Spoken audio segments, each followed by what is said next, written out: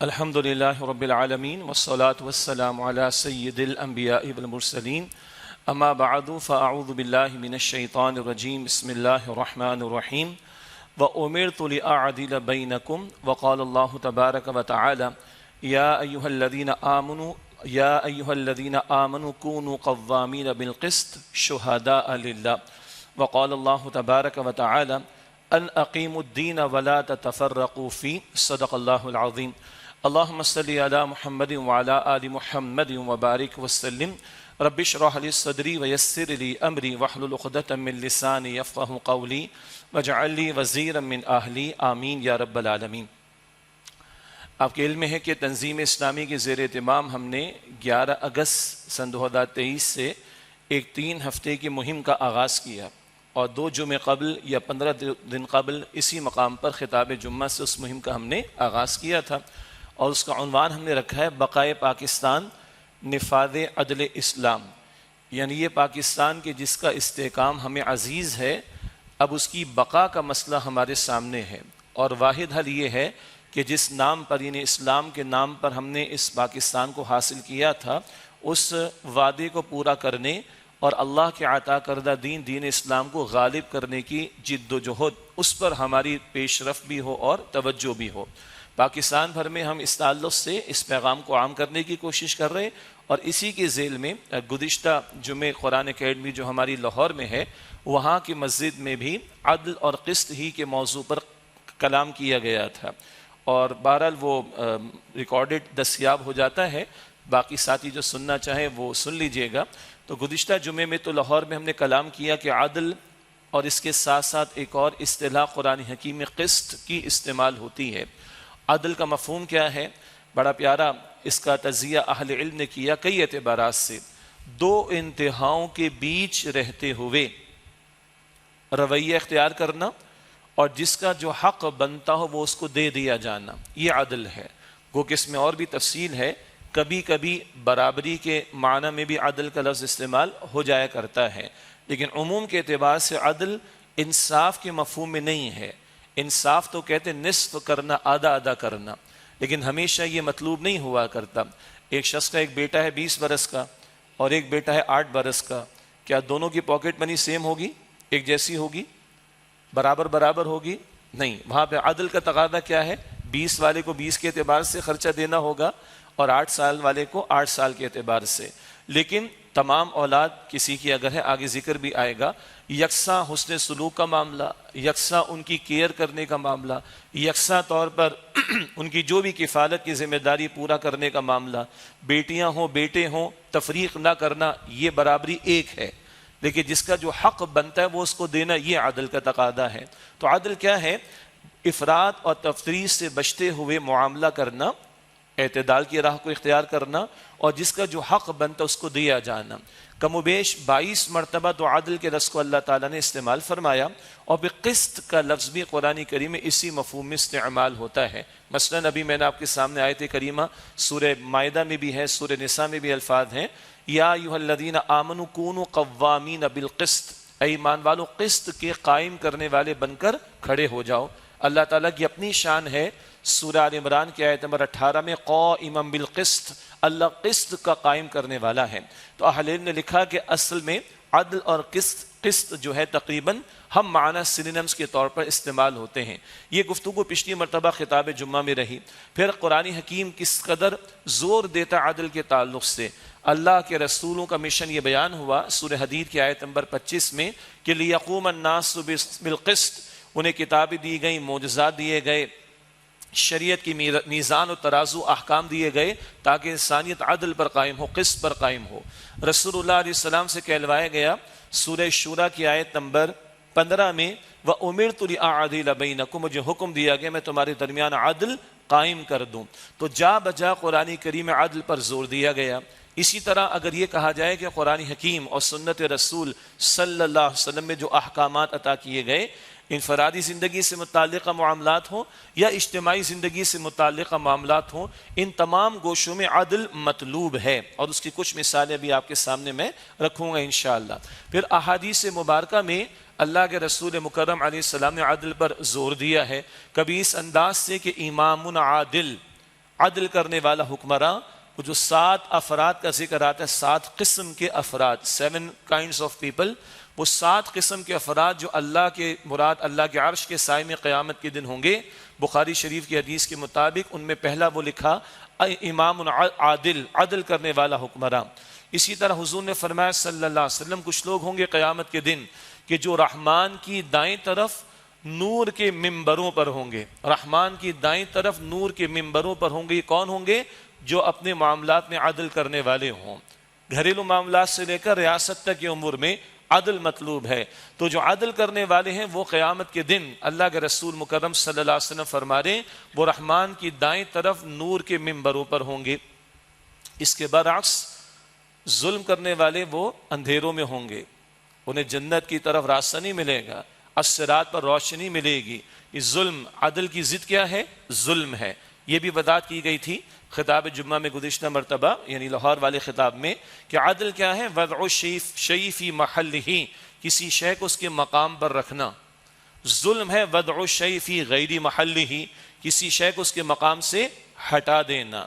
تو ظلم عدل کی ضد ہے، اور ظلم کرنے والے وہ تاریکیوں میں ہوں گے۔ ظلم خود تاریکی ہے، اور اس کے ارتکاب کرنے والے کل تاریکیوں میں ہوں گے، وہ الصراط پر روشنی نہیں پائیں گے۔ اللہ تعالیٰ قیامت کی ذلت اور رسوائی سے میری آپ کی ہم سب کی حفاظت فرمائے۔ اگلی بات یہ کہ ہم نے تو مہم کا عنوان رکھا بقائے پاکستان نفاذ عدل اسلام۔ تو اس سے مراد کیا ہے؟ اس سے مراد یہ ہے کہ زندگی کے تمام گوشوں میں اگر عدل مطلوب ہے تو ان تمام گوشوں میں اسلام کی عطا کردہ تعلیمات پر عمل اور ان کے نفاذ کی کوشش کی جائے۔ عدل میسر کیسے آئے گا؟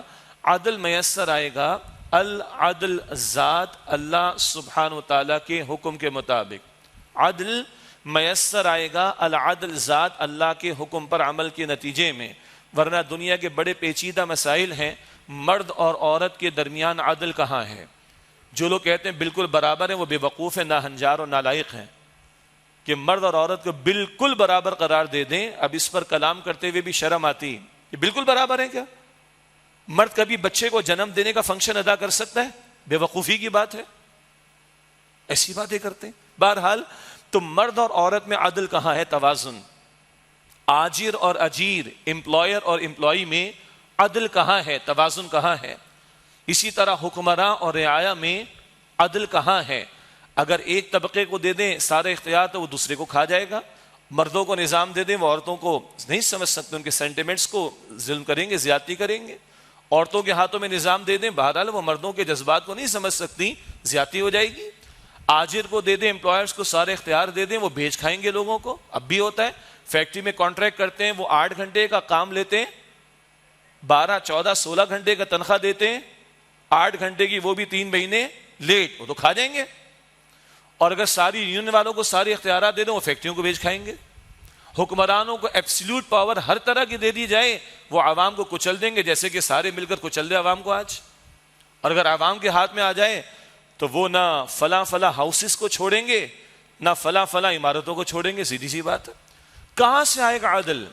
اس ذات کے حکم پر جس نے مرد کو بھی پیدا کیا، عورت کو بھی پیدا کیا، آجیر کو بھی پیدا کیا، اجیر کو بھی پیدا کیا، امپلائر کو بھی پیدا کیا، امپلائی کو بھی پیدا کیا، حاکم کو بھی پیدا کیا، محکوم کو بھی پیدا کیا، حکمراں کو بھی پیدا کیا اور رعایا کو بھی پیدا کیا۔ اس کی مانیں گے تو عدل آئے گا۔ تو یہ بڑا کیچ ورڈ ہے اسلام کی تعلیمات کا، جو زندگی کے تمام گوشوں میں تقاضا کرتا ہے کہ العدل ذات اللہ تعالیٰ کے احکامات پر عمل ہو۔ اب میں چند پہلو آپ کے سامنے انفرادی سطح سے اجتماعی سطح تک کے چاہوں گا کہ ہم سب کی یاد دہانی کے لیے۔ نمبر 1، بندہ اپنی ذات کے ساتھ عدل کرے۔ مثلا اللہ کے پیغمبر صلی اللہ علیہ وسلم نے ارشاد فرمایا ہے، پس منظر بھی ان احادیث کا، لنفسک علیک حق ولعینیک علیک حق ولزوجک علیک حق ولزورک علیک حق۔ دیکھو تمہارے نفس کا بھی تم پر حق ہے، اس جسم کو آرام بھی دیا کرو، تمہاری آنکھ کا بھی تم پر حق ہے، اس کو آرام دیا کرو، سویا کرو تھوڑا۔ اسی طرح تمہاری بیوی کا بھی حق ہے، اس کو حق دیا کرو، اس کو وقت دیا کرو۔ تمہارے مہمان کا بھی تم پر حق ہے، اس کو بھی انٹرٹین کیا کرو۔ پس منظر کیا ہے؟ ایک صحابی رضی اللہ تعالیٰ عنہ، ان کا تذکرہ ان کی زوجہ محترمہ نے رسول اللہ تک پہنچایا۔ یعنی اس دور میں یہ بھی تھا کہ گھرانوں سے کچھ شکایتیں رسول اللہ کے پاس بھی پہنچتی تھی صلی اللہ علیہ وسلم، اور کبھی حضور انفرادی سطح پر فرد کو مخاطب فرماتے، اور کبھی اجتماعی طور پر جینرک انداز میں، عمومی انداز میں وضاحت فرماتے۔ تو ایک صحابی کا پہنچا ذکر کہ یہ ہمیشہ نفل روزے رکھتے ہیں اور رات کو پوری رات نوافل میں گزار دیتے ہیں۔ اللہ کے نبی علیہ السلام نے ان کو کال کیا کہ ایسا ہے؟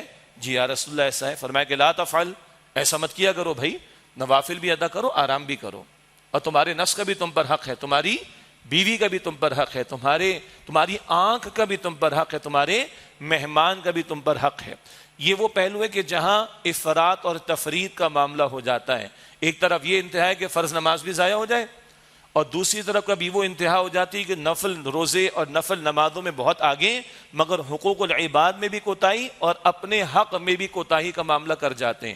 تو اسلام رہبانیت سے منع کرتا ہے کہ بندہ زندگی کے معاملات کو ترک کر کے جنگل بیابانوں کونے کھدروں میں نکل جائے اور معاملات زندگی سے اس کا کوئی تعلق ہی نہ رہے۔ یہ غیر فطری زندگی اسلام اس سے منع کرتا ہے۔ تو اللہ کا دین بندے کے حق کو بھی بیان کرتا ہے کہ تم پر تمہارے نفس کا بھی حق ہے، اور ہاں اس نفس کا سب سے بڑا حق کیا ہے؟ اس کو جہنم کی آگ سے بچانے کی کوشش کرنا۔ قرآن کریم فرماتا ہے سورہ تحریم کی آیت نمبر 6 میں، قُوا أَنفُسَكُمْ وَأَهْلِيكُمْ نَارًا، اپنے آپ کو اور اپنے گھر والوں کو جہنم کی آگ سے بچاؤ۔ اچھا، دو انتہائی ایک اور اعتبار سے بھی ہو جاتی ہیں۔ بعض لوگ کبھی بعض پریکٹسنگ مسلمانوں پر، دین پر عمل کرنے والوں پر کبھی یہ الزام بھی لگاتے ہیں، مسجد میں لگے رہتے ہیں، درس میں لگے رہتے ہیں، دینی کام میں لگے رہتے ہیں، ان کو فکر ہی نہیں دنیا کی۔ کبھی یہ کامنٹ بھی آتا ہے تو ادھر والے بھی کہہ سکتے ہیں تم بھی 24 گھنٹے کمانے میں لگے رہتے ہو، فلمیں ڈرامے ناچ گانوں میں لگے رہتے ہو، اسمارٹ فون میں لگے رہتے ہو، گھومنے پھرنے میں لگے رہتے ہو، فلاں سیاسی ایکٹیویٹیز میں لگے رہتے ہو۔ خدا کا بھی کوئی خوف ہے کہ نہیں تمہیں؟ اللہ کا بھی کوئی حق ہے کہ نہیں تم پر؟ فرائض و واجبات بھی ادا کرنے کے نہیں؟ حرام سے بھی اپنے آپ کو بچانے کے نہیں؟ یہ دونوں طرف انتہائیں ہو جاتی ہیں۔ ایک انتہا کیا ہے؟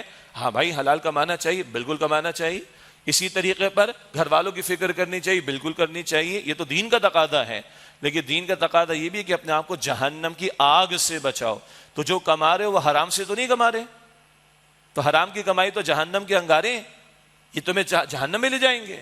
حرام سے پلا ہوا جسم جہنم کا مستحق ہے، وہ جنت میں داخل نہ ہوگا۔ تو نفس کا سب سے بڑا حق یہ ہے کہ اس کو جہنم کی آگ سے بچایا جائے۔ اور سب سے بڑی کامیابی کیا ہے؟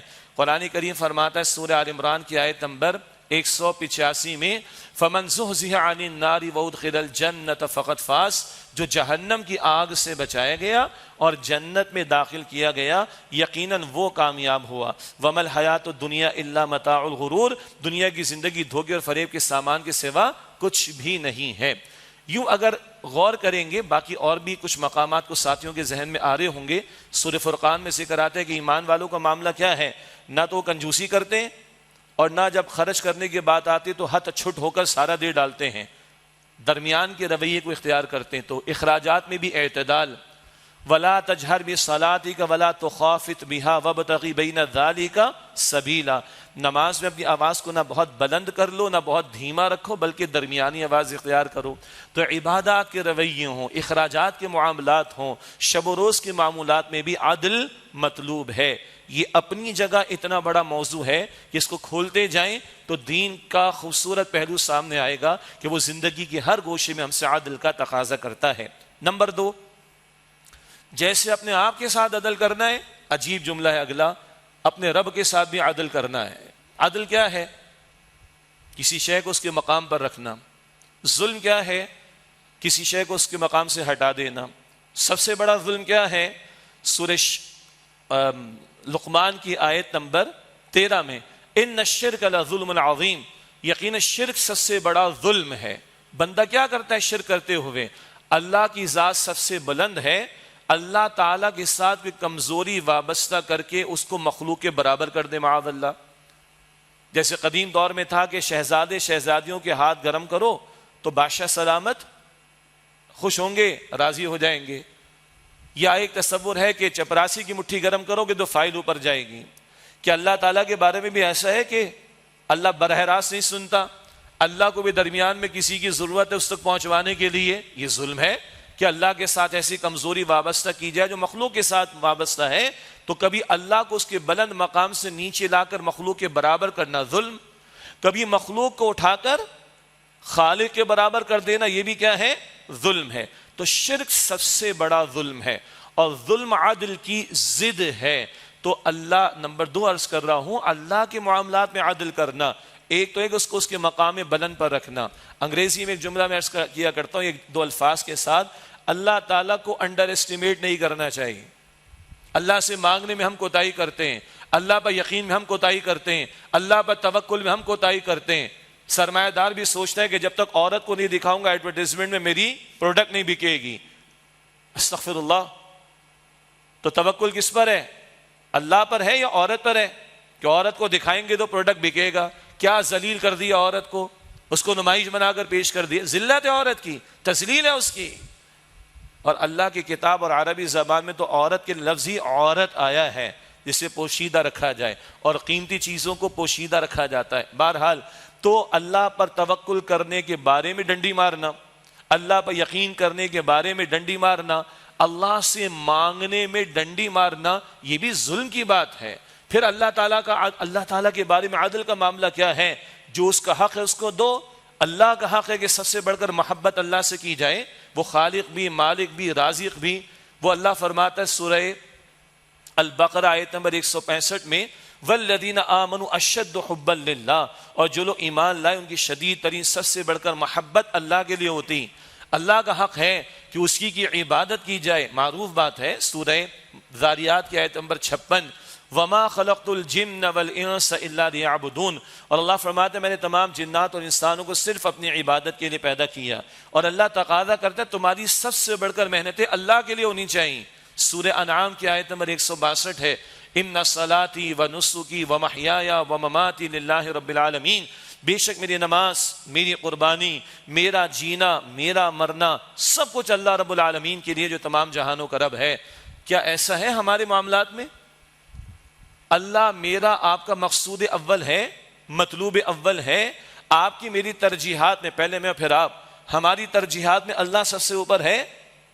اللہ کی رضا ہمارا پیش نظر معاملہ ہے. اللہ کی ناراضگی کا خوف ہمیں ہے. لوگ ناراض نہ ہو جائیں، رشتہ دار ناراض نہ ہو جائیں، دوست ناراض نہ ہو جائیں، باس ناراض نہ ہو جائے.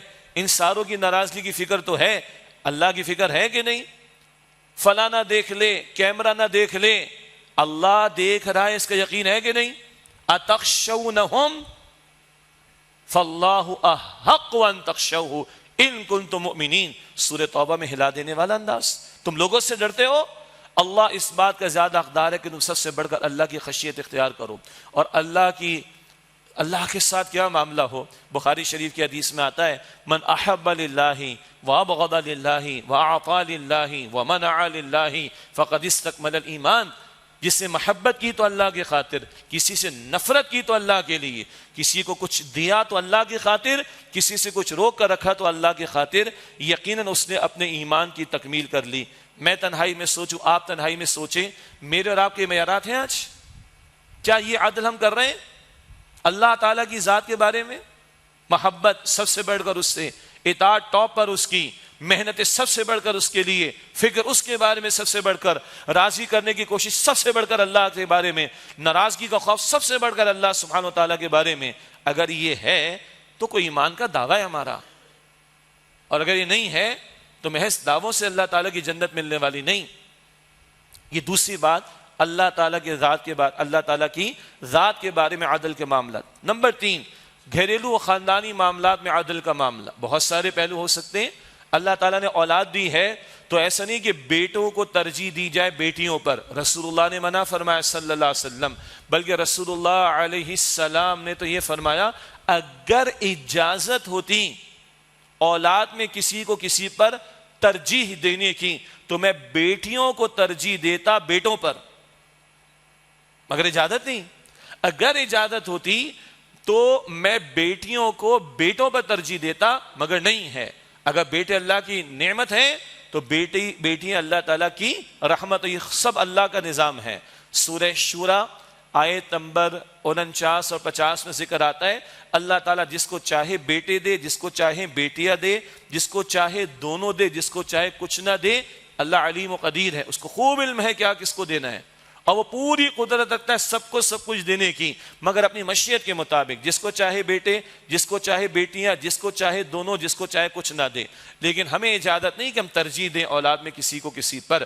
فطری طور پر، قلبی طور پر محبت ہونا کہ ایک بیٹی یا ایک بیٹا زیادہ عبادت گزار ہے، وہ الگ شے ہے، مگر معاملات کرتے ہوئے، سلوک کرتے ہوئے، کفالت کرتے ہوئے برابر کا معاملہ ہوگا۔ اس میں ظلم نہ کیا جائے کہ ایک کو ترجیح دے دیں اور دوسرے کو نیچے کر دیں۔ اسی طریقے پر اگر ایک سے زائد کسی کی بیویاں ہیں تو اللہ کا قرآن بتاتا ہے کہ عدل کا معاملہ ہونا چاہیے۔ البتہ یہاں میں عرض کر دوں کہ لوگوں کو بس یہ 2 بیویوں کے درمیان ہی عدل کرنا یاد رہتا ہے، چنانچہ جہاں کسی کی 2 بیویاں ہوں، ہم جیسے لوگوں کی ہیں، جہاں کسی کی 2 بیویاں ہوں یا کوئی ارادہ بھی کرنا چاہے کہ صاحب وہ دوسرا نکاح کرنا چاہے اور سنت رسول علیہ السلام پر عمل کرنا چاہے تو ساری قوم کو عدل یاد آ جاتا ہے کہ بھائی اللہ تعالیٰ کی کتاب نے فرمایا کہ عدل کرو۔ تو بیٹا بھائی یاد رکھو، صرف 2 بیویوں کے درمیان عدل کا معاملہ نہیں، اگر ایک بیوی بھی ہے تو اس کے ساتھ بھی عدل کرنا ہے۔ سمجھ آ رہی؟ ایک بیوی بھی ہے تو اس کے ساتھ بھی عدل کرنا ہے، اس کا جو حق بندہ اس کو دینا ہے، ظلم اس کے ساتھ نہیں کرنا، کفالت اس کی بھی کرنی۔ اللہ آپ کو مسکراتا رکھے، ہم ان چیزوں کو بڑا لائٹ لیتے ہیں۔ کفالت کا معاملہ خالی کپڑا پہنانا ہے بیوی کو، کفالت کا معاملہ زیور دلانا ہے؟ اول تو بڑے مشکل حالات ہیں آج کل۔ کیا خیال ہے؟ اس بیوی کو جہنم سے بچانا بھی اس کا حق ہے اور فرض ہے اس کے شوہر کا۔ یہ عدل کسی کو یاد نہیں۔ ذرا کسی نے 2 شادیاں کر لیں یا کوئی تیسری کی بات کرنے لگ جائے، میاں عدل کرنا چاہیے۔ تو بیٹا، بھائی، بڑے بھائی، بزرگ، عدل ایک بیوی کے ساتھ بھی کرنا چاہیے اور عدل اولاد میں بھی کرنا چاہیے۔ اسی طرح اگر کوئی کسی کو بہو بنا کر لایا ہے، ساس سسر کے بارے میں عرض کر رہا ہوں، بہو بنا کر لائیں تو ادھر بھی عدل کرنا ہے۔ اپنی بیٹی کسی کو دیتے ہیں تو چاہتے ہیں کہ رانی بن کر رہے، کیا بن کر رہے؟ رانی۔ اور کسی کی بیٹی کو بہو بنا کر لائیں تو کیا نوکرانی بن کر رکھیں گے؟ استغفر اللہ۔ عدل گھر میں بھی چاہیے بھائی۔ اور اگر 100 گز، 50 گز یا 250 گز کے گھر میں اگر عدل نہیں ہو رہا تو یہ 24 کروڑ پر عدل کہاں سے آئے گا؟ یہاں سے عدل چلے گا نا۔ تو بیویوں کے معاملات میں، اولاد کے معاملات میں، اسی طرح بہوؤں کے معاملات میں اگر کہیں اس طرح کا معاملہ ہے، اور رشتہ داروں کے معاملات میں عدل مطلوب ہے۔ اسی طرح وراثت کا موقع ہے۔ ویسے تو شخص کا انتقال ہو گیا، اب جو باقی ہیں ان پر شریعت حکم عائد کرتی ہے کہ شریعت کے حکم کے مطابق وراثت کی تقسیم ہو، مگر ہمارے ظلم ہوتا ہے، بیوہ بھاوج کا مال لوگ ہڑپ کر جاتے ہیں، کوئی چھوٹی بہن کا مال ہڑپ کر جاتا ہے، کوئی چھوٹے بھائی کا مال ہڑپ کر جاتا ہے، کوئی چچا ہے تو وہ اپنی بھتیجے یا بھتیجی کی جائیداد ہڑپ کر جاتا ہے۔ کیا خیال ہے؟ یہ دنیا کی عیاشی کے بعد اللہ کے سامنے پیش نہیں ہونا ہم نے؟ یہ دنیا میں حرام خوریاں کرنے کے بعد، اور یہ میں گھر سے لے کے اوپر ریاست تک کہہ رہا ہوں، ابھی FBR کے چیئرمین کا ذکر بھی میں نے آپ کے سامنے کرنا اگر وقت آئے تو، جو پورے ملک کا ریونیو جو ہے وہ ریسیو کرنے بیٹھے، وہ سینٹ میں کھڑے ہو کر کہہ رہے ہیں 600 ارب کی کرپشن تو FBR کے اندر ہے۔ انا للہ و انا الیہ راجعون۔ پتہ نہیں آج یہ بات پوری مکمل ہو بھی سکے گی یا نہیں۔ تو گھر کی بات ہو رہی، وراثت میں ہم ڈنڈیاں مارتے ہیں، سارا دین، ساری باتیں سمجھ میں آ رہی، لیکن بڑے بڑے لوگوں کو ہم نے دیکھا وراثت کا معاملہ آتا ہے دائیں بائیں ہو جاتے ہیں۔ کیوں بھائی؟ اللہ کا حکم ہے، بیٹی کا حق ہے تو دینا پڑے گا، بہن کا حق ہے تو دینا پڑے گا، بیوہ کا حق ہے تو دینا پڑے گا۔ یہ اللہ کی حدود ہیں، حدود کا لفظ ہے قرآن کریم میں۔ سورہ نساء آیت نمبر 11 اور 12 میں اللہ تعالیٰ نے وراثت کے احکامات بیان فرمائے۔ اللہ اکبر، اللہ کی شان دیکھیں۔ نماز کی رکعتیں قرآن کریم میں بیان نہیں ہوئیں، فجر کی 2، ظہر کی 4، عصر کی 4، مغرب کی 3، عشاء کی 4۔ نماز کی رکعتیں احادیث میں ملیں گی، مگر وراثت میں کس کا کتنا حصہ ہے اللہ تعالیٰ نے قرآن میں بیان فرمایا اس کو۔ 2 آیتیں کمال کی ہیں۔ یہ ہمارا میدان نہیں، مگر جن علماء کا میدان ہے وہ اتنی موٹی موٹی کتابیں لکھنے کے بعد بھی دنگ ہیں کہ 2 آیات میں پورا اللہ نے خزانہ دے دیا معاملات اور مسائل کا۔ 2 آیتوں میں تو اللہ بتاتا ہے کہ ماں باپ کا کتنا حصہ، اولاد کا کتنا حصہ، بیوی کا کتنا، شوہر کا کتنا، بھائی بہن کا کتنا، وہ تفصیل ہے۔ لیکن آیت نمبر 13 اور 14 میں اللہ فرماتے جو اللہ کی حدود کی پاسداری کریں ان کے لیے جنت، اور جو اللہ کی حدود کی خلاف ورزی کریں ان کے لیے جہنم. یہ حدود کے لفظ الفاظ اللہ سبحانہ و تعالی قرآن کریم میں وراثت کے احکامات کے بعد بیان کر رہا ہے. یہ عدل کے معاملات ہیں گھر سے متعلق، تو چیک کر لیں. کیونکہ بھائی ہم سیاسی معنوں میں، معاف کیجئے گا، معروف معنی میں تنظیم اسلامی سیاسی جماعت نہیں، پورے پاکستان بھر میں جانا ہو رہا ہے. یہ جملہ میں عرض کیا کرتا ہوں، ویسے بھی عرض کرتے ہیں کہ سیاسی لوگوں کو تو معاملہ یہ ہے کہ آج اگر وہ حکمراں ہیں تو سب ٹھیک کر رہے ہیں، چاہے وہ حرام خوریاں کر رہے ہیں، چاہے وہ شریعت کی خلاف ورزی کر رہے ہیں، چاہے وہ اللہ کے احکامات کو توڑ رہے ہیں، چاہے وہ قوم کے ساتھ ظلم کر رہے ہیں. کیونکہ حکمراں ہیں وہ قدم صحیح ہیں اور اپوزیشن والے سارے غلط ہیں. اور جو اپوزیشن میں بیٹھے ہوتے ہیں، حسینی تو ہم ہیں، یہ سارے باقی یزیدی ہیں، یہ ظالم ہیں، فاسق ہیں، فاجر ہیں، یہ قوم کو لوٹنے والے. یہ ہے سیاسی بیانیے. ہم نے ان سیاسی بیانیوں کی طرح سیاسی بیانیے نہیں دینے. اسی لیے میں نے ابھی تک صرف FBR کے چیئرمین کا اشارتاً بات کی ہے. بات تو کی ہے ذات سے، بات تو کی ہے گھر سے، بات تو کی اللہ کے ساتھ معاملات میں. آگے معاشرت بھی آئے گی، معیشت بھی آئے گی، سیاست بھی آ جائے گی، ریاست بھی آ جائے گی. آج نہیں تو اگلے جمعے بعد مکمل ہو جائے گی. عرض کیا کرنا چاہ رہا ہوں، ہم جو تنظیم اسلامی کے پلیٹ فارم سے دعوت دیتے ہیں، یہ نوٹ اور ووٹ کا تقاضا نہیں، یہ اقتدار کا شوق نہیں، یہ شریعت کے نفاذ کے مطالبے کی بات ہے. اور شریعت پر عمل کا آغاز میری ذات سے ہوگا. میرا کوئی منہ نہیں ہے، معاف کیجئے گا، اگر میں اپنے دائرے کار میں حتی الامکان شریعت پر عمل نہ کروں اور دنیا جہاں کے سامنے دین کی باتیں کروں اور عدل کی باتیں کروں، تو ہماری ذات سے بات شروع ہوگی.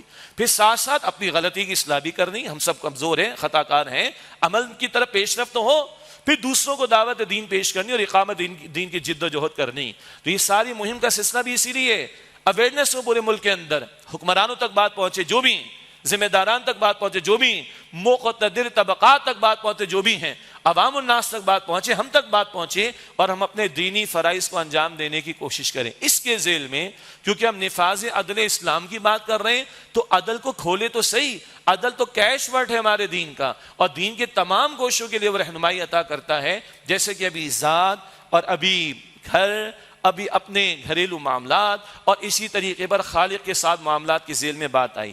اسی طرح اللہ سبحانہ و تعالیٰ معاشرتی زندگی میں بھی ہم سے عدل کے تقاضے کرتا ہے. جس کا جو حق ہے اس کو دینا چاہیے. اللہ کے رسول علیہ السلام کی مبارک حدیث ہے، بچپن سے یاد ہے، کس کو یاد نہیں؟ جو ہمارے بڑوں کا ادب نہ کرے اور ہمارے چھوٹوں پر شفقت نہ کرے وہ ہم میں سے نہیں ہے. آج اخلاق کدھر ہے ہمارے؟ شرم سے نگاہیں جھک جاتی ہیں. وہ احادیث میں جو علامات قیامت ہے نا، وہ بھی پوری ہوتی بھی نظر آ رہی ہیں. ماں 10 مرتبہ سوچتی ہے بیٹی کو سمجھانے کے بارے میں کہ پلٹ کر جواب نہ دے دے. 10 مرتبہ. اور بیٹی نے آگے سے انگریزی بھی پڑھ لی تو انگریزی میں سنا بھی دیتی ہے ماں کو، اور بیٹا ہے تو پٹائی بھی کر دیتا ہے. اسی شہر کی مثالیں ہیں. کیا شتر مرغ کی طرح ریت میں منہ دے کر بیٹھے رہیں گے ہم؟ کیا یہ آج کی سیکولر تعلیم نتیجے ہمارے سامنے رکھ رہی ہیں؟ ماں باپ کو پیٹ دینا، پب جی گیمز کے نام پر ٹارگٹس ملے تو بھائی کو مار ڈالنا، ماں کو مار ڈالنا. ہو رہا ہے کہ نہیں ہو رہا؟ یہ حقوق ادا ہو رہے ہیں. یہ اس تعلیم سے عدل آئے گا؟ یعنی وحی کی تعلیم کو فراموش کر کے تو یہی ملے گا جو مل رہا ہے ہمیں، اور بڑھتا چلا جا رہا ہے. تو حدیث میں ہے ماں ڈرے گی کہ بیٹی کو سمجھانے کے لیے کوئی کہوں بھی کہ نہ کہوں، 10 مرتبہ سوچتی ہے، پلٹ کر جواب نہ دیتا ہے. اور اگر بیٹا کمانے کے قابل ہو گیا ہے تو وہ تو پتہ نہیں 7 آسمانوں کے اوپر فلائی کر رہا ہوتا ہے، ماں باپ کو خاطر میں نہیں لاتا. حالانکہ بھول گیا کہ جب تو 6 مہینے کا تھا تو کروٹ لینے کے قابل بھی نہیں تھا. تیرے ماں باپ تھے جنہوں نے انویسٹ کر کے تجھے اس کے جوان کیا ہے، مگر آج اس کا دماغ خراب ہو جاتا ہے کہ میں تو کوالیفائڈ ہوں، باپ کو تو کچھ پتہ ہی نہیں ہے، ماں کو تو کچھ پتہ ہی نہیں ہے، ٹیکنالوجی تو مجھے پتہ ہے، دنیا کدھر ہے مجھے پتہ ہے، دنیا کے حالات کیا ہے مجھے پتہ ہے، کوالیفیکیشن تو میرے ہاتھ میں ہے، موٹیویشنل اسپیکر تو میں بن چکا ہوں. بڑے فتنے آج کل جی. 6 برس کا بچہ بھی پشاور ایک پروگرام میں تھا، بڑا پیارا سا بچہ تھا. میں نے دلجوئی کی اس کا نام پوچھا اور کون سی گریڈ میں پڑھ رہے ہو اور تم کیا کرتے ہو بیٹا بتاؤ. I am a motivational speaker. یہ اسٹائل ہے بھائی.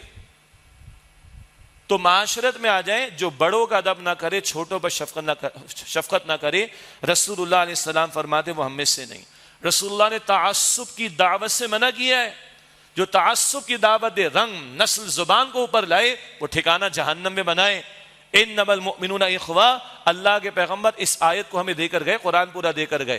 اور گورے کو کالے پر، کالے کو گورے پر، عربی کو عجمی پر، عجمی کو عربی پر کوئی فضیلت نہیں سوائے تقویٰ کے۔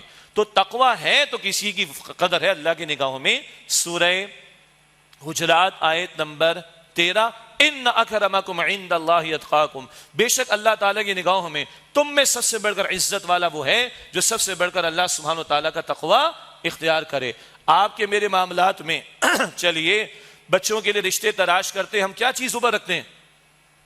کیا اوپر رکھتے ہیں؟ تقویٰ، دینداری، خوف خدا، پریکٹسنگ مسلم ہونا۔ کچھ لوگ رکھتے ہیں الحمدللہ، اکثر تو کچھ اور اوپر رکھتے ہیں۔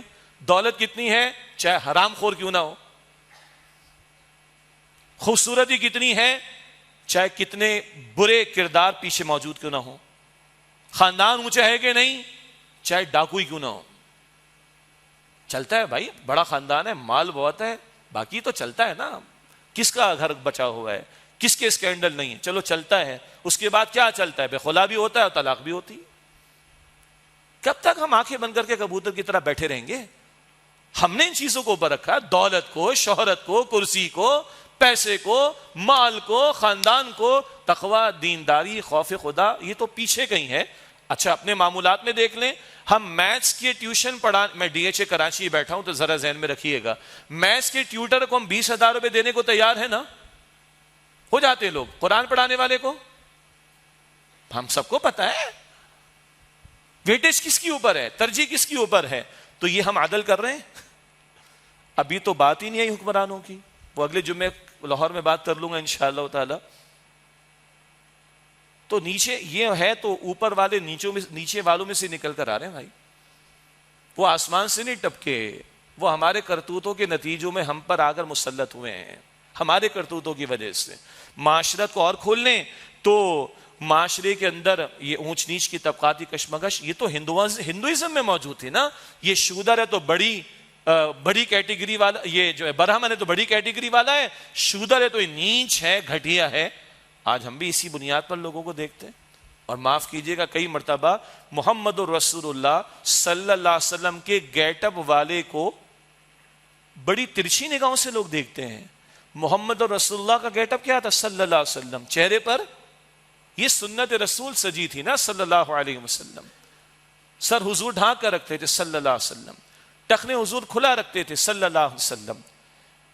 ایگزیکٹ میں قمیص شلوار پینٹ شرٹ کی بحث نہیں کر رہا، اسی گیٹ اپ کے اندر کچھ لوگ ان کے چہرے بگڑ جاتے ہیں، اور جن چہروں کو دیکھ کر رسول اللہ نے چہرہ پھیرا اپنا کلین شیف، ان کو دیکھ کر لوگوں کے چہرے مسکراہٹ کھلکھلا رہے ہوتے ہیں۔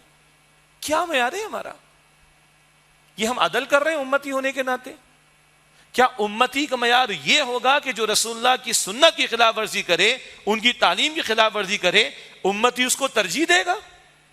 اور جو رسول اللہ کی پیروی کرے صلی اللہ علیہ وسلم، رسول اللہ کے گیٹ اپ کو اختیار کرے تو امتی اس کو ڈیگریڈ کرے گا؟ مشہور جملہ ہے بھائی، اسلام میں صرف داڑھی نہیں ہے، بالکل صحیح جملہ ہے، لیکن اسلام میں داڑھی بھی تو ہے نا۔ اور اسلام میں کون سا ایک کانسرٹ کا کانسرٹ، اسلام میں کون سا ایک کھیل تماشوں کا کانسرٹ جس میں عورت کو بالکل نیم بھرا نہ کر کے پیش کیا جائے؟ اسلام میں کہاں لکھا ہے یہ فحاشی اور ریانی کے بارے میں؟ اسلام میں کہاں لکھا ہے مکس گیدرنگ کے بارے میں؟ اسلام میں کہاں لکھا ہے کہ تم نماز ترک کرو؟ اس پر بھی پھر بات کرو نا۔ اپنے مطلب کے جملے ہم نے بنا کر رکھے ہوئے، یہ خود ظلم کی بات ہے۔ بس یہ آج کی بات اتنی رکھ کر 2-3 باتیں میں نے اور آپ کے سامنے رکھنی۔ یہ تو ہو گیا گھریلو زندگی، معاشرتی زندگی کے حوالے سے تھوڑی سی بات۔ آئندہ پھر کلام ہم کر لیں گے لاہور میں، پھر آپ تک زندگی رہی تو پہنچ جائے گا۔ معاشی زندگی میں عدل، قانونی اور عدالتی معاملات میں عدل، ریاستی سطح پر عدل، حکمراں عوام کی کفالت کریں، ان معاملات میں عدل، لوگوں کی جان، مال، آبرو، عقیدے، عقل کی حفاظت کی جائے، ان معاملات میں عدل یعنی العدل ذات اللہ کے احکامات کا نفاذ، جس کے لیے ہم تحریک چلانے کی یا یوں کہیں کہ اویئرنیس کرنے کی بات کر رہے ہیں، پہنچانے کی بات کر رہے ہیں، اور یہ مہم چلا رہے ہیں نفاذ عدل اسلام کے تعلق سے۔ 3 باتیں مختصراً میں نے آپ کے سامنے رکھنی۔ صدر مملکت صاحب آج کل خاصے ان ہیں، گفتگو کے اعتبار سے، وہ تو ہمارا جو پورا کردار مجموعی وہ ہر جگہ نظر آ جائے گا۔ میں ایک گوشے کے ایک پہلو پر کلام کرنا چاہ رہا ہوں۔ صحابہ کرام رضی اللہ تعالی عنہ مجمعین اور اہل بیت اطہار رضی اللہ تعالی عنہ مجمعین کی ناموس کے تحفظ کے تعلق سے بل کی بات چلتی آئی۔ جو کچھ بل صدر صاحب نے واپس کی اس میں یہ بھی ہے، اور یہ کہہ کر واپس کیا کہ بھئی ذرا اس میں مسئلہ ہے، اس قانون کا غلط استعمال ہو سکتا ہے۔ صدر صاحب عدل کیجئے، قانون کا غلط استعمال کرنے والوں کے غلط طرز عمل کو درست کروائیے نا، ورنہ کون سا قانون اس پاکستان میں جس کا غلط استعمال نہیں ہو رہا؟ یہ سارے ہمارے جو سیاستدان، آپ کے والے بھی، صدر صاحب والے بھی، دوسرے بھی، دائیں بائیں، اپنے مطلب کے لیے آئین کو بھی بدلتے، اپنے مطلب کے لیے قانون کی تشریح بھی کرواتے ہیں، اپنے مطلب کے ججز سے اپنے فیصلے کروا لیتے ہیں۔ پھر تو کوئی قانون نہیں بننا چاہیے۔ تو ایڈمنسٹریشن کو آپ اپنی درست کروائیے، طریقہ کار کو درست کروائیے۔ یہ کہنا کہ صاحب کیونکہ اس قانون کا غلط استعمال ہو سکتا ہے، یہ جملے یا تو 295C پر آتے ہیں، تحفظ ناموس رسالت کا معاملہ، یا یہ جملے اب آ رہے ہیں صحابہ اور اہل بیت کے تحفظ ناموس کے بارے میں۔ باقی تمہارے آئین کے اندر کوئی گڑبڑ نہیں، باقی تمہارے قوانین کے غلط استعمالات نہیں ہو رہے، تمہیں رسول اللہ کا تحفظ اور تمہیں صحابہ کا تحفظ اور تمہیں اہل بیت کے تحفظ پر ہی نظر آتا ہے کہ قانون کا غلط استعمال ہوگا۔ یہ اپنی جگہ ظلم کی بات ہے۔ اللہ ہدایت ہمیں بھی دے اور ان کو بھی ہدایت عطا فرمائے۔ دوسرا واقعہ بڑا مشہور ہوا، جڑا والا واقعہ۔ بہت ظلم ہوا اور بالکل سب طرف سے باتیں آ گئیں، حکمرانوں کی طرف سے آ گئیں، وزراء کی طرف سے آ گئیں، پیسے بھی دے دیے گئے جن کا نقصان ہوا، اور علماء کی طرف سے باتیں بھی آ گئیں، مفتیان کرام کی طرف سے بھی باتیں آ گئیں کہ اسلام اقلیتوں کے حقوق عطا کرتا ہے۔ بالکل صحیح بات ہے، قائد اعظم نے بھی سمجھا دیا تھا، ہمیں بھی معلوم ہے اور اسلام کے ماننے والوں کو بھی معلوم ہے۔ اور جس کسی نے املاک کو جلایا، ناحق کسی کو مارا، ناحق کسی املاک کو جلایا، غلط کیا ہے، یہاں تک تو سب نے باتیں کر لیں۔ وہ جو قرآن کی بے حرمتی ہوئی تھی وہ کہاں گئی؟ وہ محمد مصطفیٰ علیہ السلام کی شان اقدس میں گستاخی ہوئی تھی وہ کہاں گئی؟ یہ ظلم نہیں ہے؟ ہم ڈینمارک کو روتے، کیریکیچرز بنا کر، خاکے بنا کر گستاخیاں کرتا ہے رسول اللہ علیہ السلام کی شان اقدس میں۔ ہم سویڈن والوں پر روتے ہیں کہ قرآن پاک کی بے حرمتی کرنے کی اجازت دیتے ہیں۔ کہاں گیا جڑا والا واقعے میں یہ بے حرمتی کا پہلو؟ کوئی بات کر رہا ہے؟ صدر کی طرف سے، آرمی چیف کی طرف سے، وزیر اعظم کی طرف سے، کسی وزیر کی طرف سے بات آ رہی؟ یہ ہے ظلم کا معاملہ۔ وہ بے حرمتی والی بات ہو گئی، کونے میں چلی گئی۔ سب کو حقوق یاد آ گیا، اقلیتوں کے، مائنورٹیز کے۔ وہ بھائی ہیں حقوق، کس نے منع کیا؟ سب کو یاد ہیں۔ اللہ کی کتاب کا کوئی حق ہے کہ نہیں؟ اللہ کے رسول کی ناموس کا کوئی حق ہے کہ نہیں؟ بغیرت بنے ہوئے ہم لوگ بالکل بیٹھ کر، کوئی حمیت ہمارے اندر باقی نہیں، کوئی غیرت باقی نہیں۔ ایک ہی بتی کے پیچھے لگا دیا اقلیتوں کے حقوق، اقلیتوں کے حقوق، اقلیتوں کے حقوق۔ مسجدیں تم نے نہیں بنائی پاکستان کے اندر، مندر تم نے بنا دیے، گردوارے تم نے بنا دیے۔ اتنا اقلیتوں کے حقوق کا تمہیں خیال ہے جو 2-3% ہے پاکستان کے اندر، اور 97-98% جنہوں نے اس ملک کو اسلام کے نام پر حاصل کیا، تم شریعت کا ایک حکم نافذ نہ کرو، کیا جواب دو گے اللہ تعالیٰ کو؟ مرنا نہیں ہے کیا؟ موت نہیں آنی؟ عجیب بات ہے۔ اور تیسری بات، آخری بات، ایف بی آر کے چیئرمین صاحب کو بلایا گیا سینٹ کے اندر۔ مجھے خوشی تو ہے کہ پوچھو تو صحیح، اور میرے دل کی خواہش ہے، ہمارے ساتھیوں کی بھی خواہش ہے کہ سینٹ والے اگر ان کے پاس اختیار ہے تو وہ آرمی چیف کے بارے میں بھی پوچھیں، وہ جرنیلوں کے بارے میں بھی پوچھیں، وہ اسٹیبلشمنٹ کے بارے میں پوچھیں، وہ عدلیہ کے بارے میں پوچھیں۔ بھائی قوم کے ٹیکسز پر آپ کو کتنا پیسہ ملتا ہے؟ کتنے بینیفٹس ملتے ہیں؟ کتنی مراحت ملتی ہیں؟ قوم تو مر رہی ہے بیچاری، بھوک سے مر رہی ہے۔ وہ پیاز بھی مہنگی ہے، آلو بھی مہنگا ہے، بجلی نے مار دیا اس کو، پیٹرول مار دے گا اس کو، خودکشیاں ہوں گی، عزتیں پامال ہوں گی، قتل و غارت گری بڑھے گی۔ تو میری تو دل کی خواہش ہے، اور اللہ ان سب کو ہدایت ہے، سب مسلمان ہیں بھائی، مرنا ہے۔ سیدنا عمر تو پیش کرتے تھے اپنے آپ کو، اپنے گورنر کا جو ہے وہ پورا اکاؤنٹ ان کے پاس ہوا کرتا تھا۔ آپ کھول کے قوم کے سامنے رکھو بھائی، کتنی تنخواہیں لے رہے ہو، کتنی مراحت تمہیں مل رہی، قوم ہی پسنے کے لیے رہ گئی ہے کیا؟ تو سینٹ والوں نے چیئرمین ایف بی آر کو بلوایا، تو ایف بی آر کے چیئرمین صاحب نے، اخباری اطلاع ہے، 500 سے 600 ارب کی کرپشن ہے ایف بی آر کے اندر، اور 25,000 کا اسٹاف ہے۔ تو کہا 25,000 کے اسٹاف کے وہ معاملات کو سیٹ نہیں کر سکتے، ملک سے کیا ریونیو جنریشن کریں گے؟ یہ ہے کرپشن کا معاملہ. یہ تو بڑا اس نے اللہ کے بندے نے زبان کھول دی، ایکسپٹ کر لیا. باقی ایکسپٹ کرتے اور خدا کے بندو کرو، اس قوم کو مت مارو، اس قوم کو سسکنے مت دو. اتنے بینیفٹس جو لوگ لے رہے ہیں ان کو آگے بڑھ کر جو ہے وہ کنٹریبیوٹ کرنا چاہیے. اور سب سے آخری بات، یہ سارا سڑا ہوا سسٹم ہے، یہ سارا بگڑا ہوا نظام ہے، یہ آوے کا آوا بگڑ چکا ہے.